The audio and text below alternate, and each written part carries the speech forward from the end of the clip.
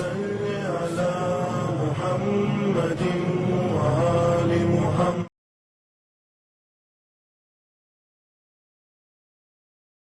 اعوذ باللہ من الشیطان الرجیم. بسم اللہ الرحمن الرحیم. الحمد للہ والصلاة والسلام علی عبادہ الذین اصطفیٰ ولعنۃ اللہ علی اعدائهم اعداء اللہ. ما بعد فقد قال اللہ تعالیٰ فی القرآن الکریم. بسم اللہ الرحمن الرحیم. وانذر عشیرتک الاقربین. آج ہم تاریخ اسلام کی سب سے اہم شخصیت کے بارے میں گفتگو کریں گے کہ جس کا نام سن کر ہی ہمارے ذہنوں میں اسلامی اقتدار، ایثار اور فداکاری اور پیغمبر اکرم کا حامی یاد آ جاتا ہے، جس کا نامی ہے حضرت ابو طالب علیہ السلام، کہ جنہوں نے اپنی حمایت کے ذریعے سے، اپنے ایثار کے ذریعے سے، اپنی فداکاری کے ذریعے سے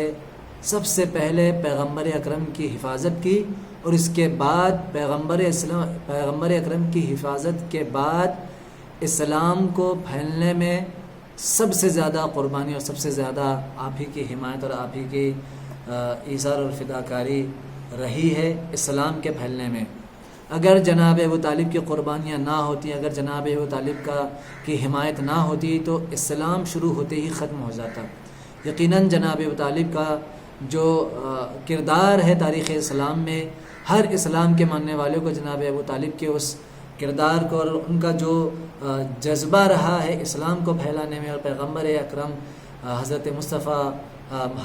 محمد مصطفیٰ صلی اللہ علیہ وسلم کی حفاظت میں جو آپ کا کردار رہا ہے، کسی بھی مسلمان کو جناب ابو طالب کے اس کردار کے بارے میں نہیں بھولنا چاہیے. لیکن افسوس کہ کچھ عالم اسلام میں کچھ ایسے افراد اٹھ جاتے ہیں اور جو جناب ابو طالب کے خلاف باتیں کرتے ہیں، ان کے ایمان کو لے کر شک اور شبہات اسلام میں پھیلانے کی کوشش کرتے ہیں. آئیے، آپ نے بہت ساری چیزیں جناب ابو طالب کے ایمان کو لے کر سنی ہوں گی، لیکن آج ہم چند آیتوں کے سائے میں، چند آیتوں کے ذریعے سے جناب ابو طالب کی شخصیت کو سمجھنے کی کوشش کرتے ہیں. سب سے پہلے آیت جو اللہ نے جناب پیغمبر اسلام کو حکم دیا تھا، سورہ شعراء کی آیت نمبر 214 ہے، کہ جس میں پیغمبر کو حکم آیا ہے کہ اے پیغمبر وَأَنذِرْ عَشِيرَتَكَ الْأَقْرَبِينَ، اے پیغمبر اپنے قریبی رشتہ داروں کو آپ اسلام کی دعوت دیجیے، آپ اپنے قریبی رشتہ داروں کو ڈرائیے، انہیں انذار کریے، انہیں اسلام کی دعوت دیجیے. یہ جو حکم پیغمبر اکرم پر آیا ہے، اور جب پیغمبر اکرم کے اوپر یہ آیت نازل ہوئی ہے تو پیغمبر اکرم نے یہ آیت اپنے چچا جناب ابو طالب کے سامنے پیش کی، اور جناب ابو طالب علیہ السلام نے کہا کہ بھتیجے، اے بیٹا محمد، تمہاری جو بھی مرضی ہے، آپ جسے جسے بلانا چاہ رہے ہیں بلائیے، دعوت کا اہتمام میں کرتا ہوں. اور وہ آپ تاریخ جانتے ہیں اور سنتے آئے ہیں کہ دعوت ذو العشیرہ اسلام کی پہلی دعوت کہ جو سب سے پہلے پیغمبر اکرم کے رشتہ داروں کو دی گئی اسلام کے پیغام کے لیے، تاکہ اسلام اب سب سے پہلے اپنے پیغمبر اکرم کے رشتہ داروں سے اسلام کو شروع کیا جائے اور ان کے رشتہ داروں تک اسلام کا پیغام پہنچایا جائے. سبھی جانتے ہیں کہ 3 دن لگاتار دعوت ہوتی ہے لیکن کوئی بات نہیں ہوتی، لیکن جب تیسرا دن آتا ہے تو پیغمبر اکرم کے چہرے پر جناب ابو طالب کی نگاہیں تھیں اور دیکھ رہے تھے کہ جناب پیغمبر اکرم بار بار لوگوں کو دیکھ رہے ہیں اور اپنا پیغام کہنا چاہتے ہیں، لیکن وہ ایک جس کو کہا جاتا ہے کہ وہ تھوڑا سا پیغمبر اکرم کو خیال اس بات کا اور احتیاط کے پتہ نہیں کون لوگ میری حمایت کریں گے، کون لوگ میری بات کو سنیں گے.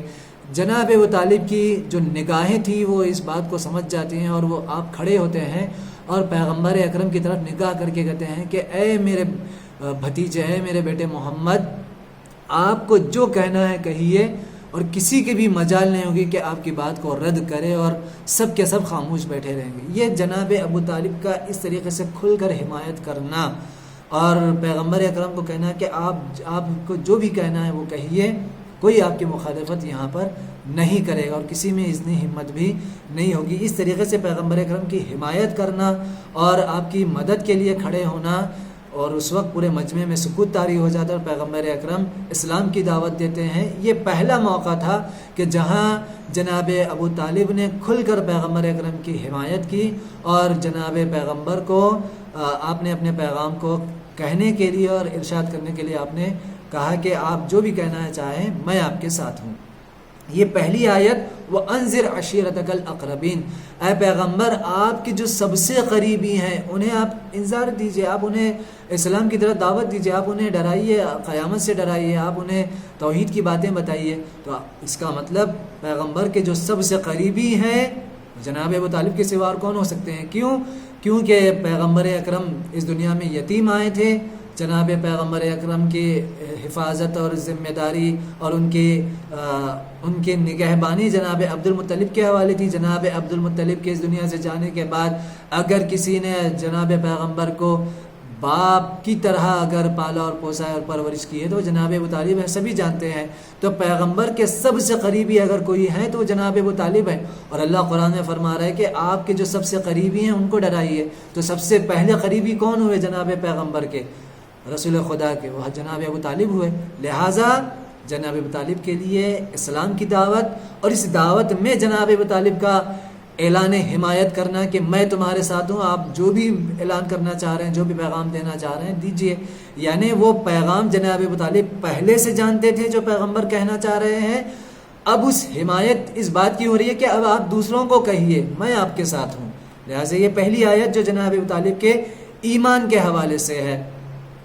بات یہاں پر کلیئر ہے۔ دوسری آیت سورہ انفال کی آیت نمبر 74 کہ جس میں اللہ فرماتا ہے مومنین کی شان کے لیے کہ کچھ ایسے مومنین ہیں کہ جنہوں نے پیغمبر کی مدد بھی کی، اور صرف پیغمبر کی نہیں بلکہ مومنوں کی بھی مدد کی ہے، ان کی حمایت کی ہے، جس میں اللہ فرماتا ہے کہ والذین آووا ونصروا اولئک هم المؤمنون حقا، وہ لوگ کہ جنہوں نے پیغمبر اکرم کی حمایت کی، اسلام کی حمایت کی، اسلام کے ماننے والوں کی حمایت کی اور مدد کی، یہی حقیقی مومن ہے۔ اولئک هم المؤمنون حقا۔ جناب ابو طالب کے علاوہ کون ایسی شخصیت تھی جو صدر اسلام میں، شروع اسلام میں جناب ابو طالب کی طرح پیغمبر کی حمایت کی ہو، پیغمبر کی نصرت کی ہو؟ کئی ایسے مواقع آئے ہیں کہ جہاں پر پیغمبر اکرم کوئی جان کے اوپر آئی ہے تو جناب ابو طالب نے اپنے بچوں کو پیغمبر کی جگہ پر سلایا ہے کہ میرے بچے شہید ہوتے ہیں تو ہو جائیں، قربان ہوتے ہیں تو ہو جائیں، لیکن میرا بھتیجا محمد سالم رہے، زندہ رہے۔ یا وہ مقامات کے جہاں پر پیغمبر اکرم کو بات کی جاتی ہے کفار اور مشرکین کی طرف سے کہ ایسا کرتے ہیں کہ تم محمد کو ہمارے حوالے کر دو اور یہ فلاں بچہ تم لے لو، محمد کو ہمارے حوالے کر دو، تو جناب ابو طالب کہتے ہیں کہ قسم ہے اس ذات کی کہ میں اپنے مرتے دم تک محمد کی حمایت سے اپنا ہاتھ نہیں اٹھاؤں گا۔ ایسے وہ سارے مواقع کہ جہاں جناب ابو طالب نے پیغمبر اسلام کی حمایت کی ہے، مدد کی ہے، اور جناب پیغمبر اکرم کی جان کی بھی حفاظت کی ہے۔ تو یہ دوسری آیت کو جو جناب ابو طالب کے ایمان کے بارے میں کہتی ہے۔ اور تیسری آیت سب سے اہم، سب سے بہترین دلیل ہو سکتی ہے جناب ابو طالب کے ایمان کو لے کر، وہ آیت ہے کہ بسم اللہ الرحمن الرحیم یا ایھا الذین آمنوا اذا جاءتکم المؤمنات مہاجرات فامتحنوہن فلا ترجعوہن الی الکفار لا ہن حل لہم ولا ہم یحلون لہن۔ خدا نے علم فرماتا ہے کہ اے مومنو، جو عورتیں، جو خواتین، با ایمان خواتین تمہارے پاس ہیں، ہجرت کر کے تمہارے پاس آئی ہیں، یعنی مکہ سے مدینے کی طرف آئی ہیں، ہجرت کر کے آئی ہیں، فامتحنوہن، ان کو آزمانے کی ضرورت نہیں ہے، نہ ان کے ایمان کو آزمانا، انہیں کسی طریقے کی کوئی تکلیف ان کو نہ ہونے پائے، کسی بھی طریقے کی ان کو آزمانے کی ضرورت نہیں ہے۔ فلا ترجعوہن الی الکفار، انہیں دوبارہ واپس ان کے کفار، جو ان کے شوہر کفار شوہر ہیں، ان کی طرف انہیں واپس مت بھیج دو، کیونکہ یہ با ایمان عورتیں ہیں، یہ ہجرت کر کے آئی ہیں، ان کی حفاظت تمہاری ذمہ داری ہے۔ خداوند اعظم حکم دے رہا ہے مومنین کو، اور کہہ رہا ہے کہ لا ہن حل لہم، یہ بہت بڑا اسلام کا اس میں حکم بھی ہے کہ یہ با ایمان عورتیں غیر مسلموں کے لیے حلال نہیں ہے، ان کے لیے جائز نہیں ہے، اور نہ ہی غیر مسلم مرد با ایمان عورتوں کے لیے حلال نہیں ہے۔ یہیں سے ایک حکم بھی اسلام کا نکلتا ہے کہ اگر غیر مسلم مرد سے ایک با ایمان عورت شادی نہیں کر سکتی، اسلام کا حکم ہے، اور نہ ہی غیر مؤمن عورت سے کوئی با ایمان شخص شادی کر سکتا ہے۔ اس آیت میں آیت بھی نازل ہوئی، اور اس سے حکم بھی اسلام کا ظاہر ہوتا ہے کہ مومنہ عورتیں غیر مسلم مردوں سے شادی نہیں کر سکتے، اور مومن مرد غیر مسلم عورتوں سے شادی نہیں کر سکتے۔ تو اب آئیے یہ آیت میں کہاں سے ایمان ابو طالب جھلکتا ہے؟ اس طریقے سے کہ جناب ابو طالب کی جو زوجہ تھیں جناب فاطمہ بنت اسد یعنی مولا کائنات کی والدہ گرامی، آخر دم تک آپ با ایمان رہیں، اور آپ کے غسل و کفن کا اہتمام پیغمبر اکرم نے کیا، اور آپ کے اوپر پیغمبر اکرم اس طریقے سے گریہ کر رہے تھے اور بار بار ماں کہہ رہے تھے کہ میری ماں اس دنیا سے چلی گئی۔ تو پیغمبر اکرم کا گریہ جناب فاطمہ بنت اسد کے لیے ایک بات۔ دوسری بات، پوری تاریخ میں کہیں پر بھی ایسا نہیں آیا کہ یہ آیت نازل ہونے کے بعد پیغمبر اکرم نے جناب فاطمہ بنت اسد کو الگ کر دیا ہو جناب ابو طالب سے، کیونکہ اسلام کہہ رہا ہے کہ مومن عورتیں غیر مسلم مردوں کے ساتھ یعنی ان کا رشتہ نہیں رہ سکتا۔ جب یہ آیت نازل ہوئی ہے تو یہ آیت اگر جناب ابو طالب کے حوالے سے اگر دیکھا جائے کہ جناب ابو طالب اگر کافر تھے معاذ اللہ، تو پیغمبر کو چاہیے تھا کہ جناب فاطمہ بنت اسد سے کہتے کہ اے مادر گرامی، آپ چچا ابو طالب سے الگ ہو جائیے، کیونکہ ایک مومنہ عورت، ایک مومنہ خاتون غیر مسلم مرد کے ساتھ زوجیت میں نہیں رہ سکتی۔ لیکن ایسا کہیں پر بھی ہمیں تاریخ میں نہیں ملا، بلکہ آخر دم تک جناب ابو طالب جناب فاطمہ بنت اسد کے ساتھ تھیں، اور جناب فاطمہ بنت اسد بھی جناب ابو طالب کے ساتھ تھیں۔ تو کہیں پر بھی ہمیں تاریخ میں یہ بات نہیں ملتی ہے۔ اور یہیں پر بھی ایک ضمن میں ایک حاشیے بریکٹ میں یہ بات کہتا چلوں کہ آج خصوصاً ہندوستان میں اور پورے دنیا میں ایک جس کو کہا جائے کہ ایک ہوا چلی ہے کہ غیر مسلموں سے جو ہے شادی کی بات کو لے کر، چاہے وہ لڑکی ہو چاہے وہ لڑکا ہو، اسلام میں وہ نکاح نہیں ہو سکتا، وہ شادی نہیں ہو سکتی، وہ رشتہ اسلام کی نظر سے رد ہے۔ ایسا رشتہ کہ جہاں پر ایک یعنی لڑکا یا لڑکی غیر مسلم ہو، اسلام اس بات کی اجازت نہیں دیتا ہے۔ ایک اور آیت کے ذریعے سے میں بات کو واضح کرنا چاہوں گا کہ اب یہاں پر بات آتی ہے کہ جناب ابو طالب اگر با ایمان تھے اور تو پھر انہوں نے کلمہ بلند آواز یا ظاہری طور پر کھل کر اپنے ایمان کا اظہار کیوں نہیں کیا؟ تو یہاں پر ایک ہے قرآن کی آیت کہ جس میں خدا نعلم فرماتا ہے کہ اے پیغمبر بسم اللہ الرحمن الرحیم قل اننی ہدانی ربی الی صراط مستقیم دینا قیما ملت ابراہیم حنیفا وما کان من المشرکین۔ اے پیغمبر آپ کہہ دیجئے کہ اننی ہدانی ربی الی صراط مستقیم، کہ میں اپنے پروردگار کے اسی سیدھے راستے کی طرف بلا رہا ہوں جسے صراط مستقیم کہتے ہیں۔ خدا پیغمبر سے کہہ رہا ہے کہ آپ کہیے کہ میں اسی سیدھے راستے کی طرف بلا رہا ہوں، اللہ نے مجھے اسی سیدھے راستے کی طرف ہدایت دی ہے۔ یہ دین کون سا دین ہے؟ یہ صراط مستقیم کون سا مستقیم؟ ملت ابراہیم حنیفہ، یہ وہی دین ہے جو ملت ابراہیم اور دین حنیف تھا، یعنی جناب ابراہیم کا جو دین تھا وہی دین ہے یہ۔ وما کان من المشرکین، اور جو بھی اس دین پر ہے یعنی دین حنیف پر ہے، کیونکہ دین حنیفی دین اسلام ہے، اسی کا کنٹینیو ہے دین اسلام، اسی دین ابراہیمی کو آگے بڑھانے کا نام ہے۔ تو جو بھی اس دین حنیف پر ہے وہ مشرک نہیں ہے۔ تو ہمارا عقیدہ یہ ہے کہ آباء اور اجداد نبی، ہر نبی کے ماں باپ کا یا ان کے پورے آباء اور اجداد کا مومن ہونا ضروری ہے۔ اس لحاظ سے اگر ہم یہ مان لیں تو جناب پیغمبر اکرم کے سارے آباء و اجداد کا